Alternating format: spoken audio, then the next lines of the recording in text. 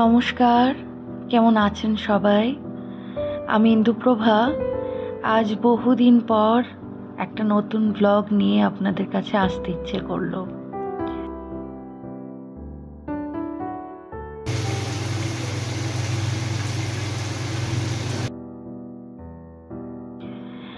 আমার এক্সাম চলছিল, সেই জন্যেই কিছু আর দিয়ে ওঠা হয়নি। এখন আমার মারাত্মক এক্সাম ফ্যাটিগ রয়েছে, আমি ভীষণ ক্লান্ত। এক্সামের প্রিপারেশন টাইমে তখন ধরুন সেভাবে শরীরের যত্ন নেওয়া হয় না, তো এক্সাম শেষ হয়ে যাওয়ার পর মারাত্মক ক্লান্তি থাকে।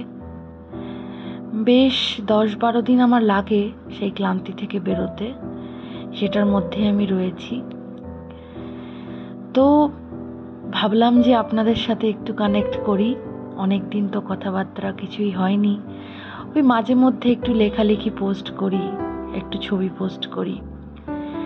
আসলে কি বলুন তো, আমি বাড়ি থেকে দূরে থাকি এবং আমি ভীষণ কম কথা বলি। সেই কারণেই আমার বাড়ির বাইরে সেভাবেই কারোর সাথে আর কথা বলা হয়ে ওঠে না। তো একমাত্র সোশ্যাল মিডিয়ায় আমার এক মাধ্যম, যেখানে আমি একটু কানেক্ট করি, আমার ভালো লাগে সকলের সাথে এখানে কথাবার্তা বলতে, তাদের সাথে ভিউজ এক্সচেঞ্জ করতে। এটা বলতে পারেন আমার জন্য একটা খোলা জানালা, যেটার মধ্যে দিয়ে আমি একটু বাইরে উঁকি মারি।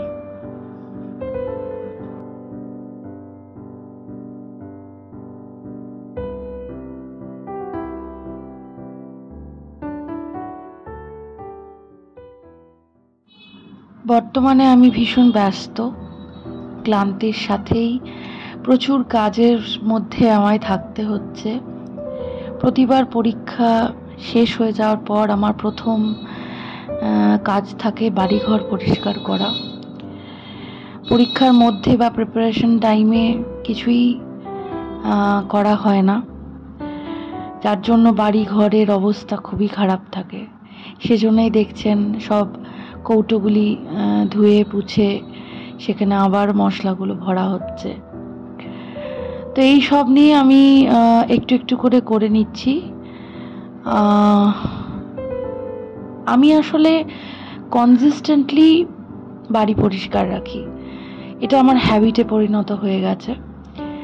বহু বছর আলাদা একা থাকতে থাকতে এটা আমার অভ্যাসে পরিণত হয়েছে। আমি এমনিও একটু ক্লিন,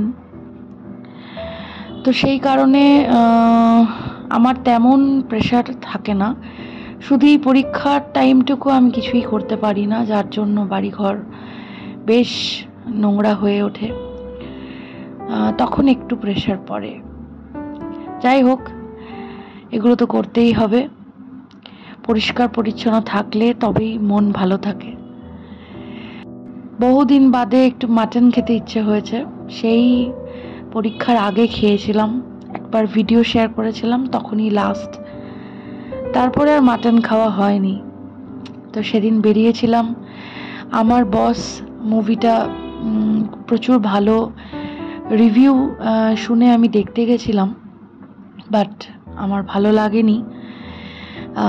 উইন্ডোজের এটা তেমন ভালো সাকসেসফুল ডিরেকশন নয়, অ্যাক্টিং ভীষণই খারাপ। একমাত্র রাখি গুলজার এবং সাবিত্রী চট্টোপাধ্যায়, ইনাদেরই অভিনয় অ্যাজ ইউজুয়াল ভালো, বাকিদের অভিনয় ভীষণ প্যাথেটিক। আমি ভীষণ ডিসহার্টেন্ড। রিভিউ দেখে গিয়ে আমি বাজেভাবে আশাহত।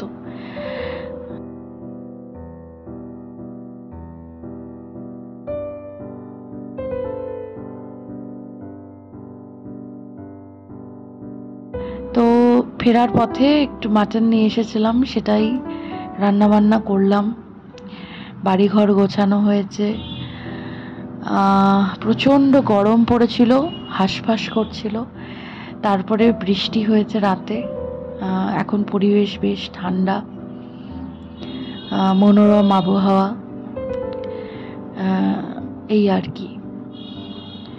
আশা করছি আপনারা সকলে ভালো আছেন। ধীরে ধীরে অল্প অল্প একটু একটু ব্লগ আমি দেব।